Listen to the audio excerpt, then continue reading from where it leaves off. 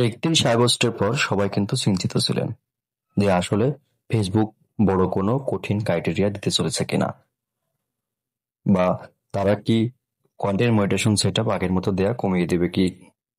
এরকম অনেক চিন্তা কিন্তু মাথার ভিতর চলে আসছিল যারা আমরা কন্টেন্ট আপলোড করি নিয়মিত।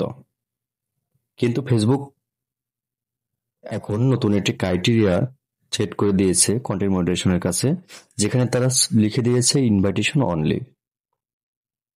তারা কঠিন কোনো ক্রাইটেরিয়া কিন্তু এখনো দেয়নি। তার মানে আগের মতনই ইনভাইটেশনের মাধ্যমে তার কন্টেন্ট মনিটাইজেশন সেটআপ গুলো দিয়ে দিবে। এর জন্য কোনো চিন্তা নেই, শুধু নিজের মতো করে কাজ করে যেতে হবে।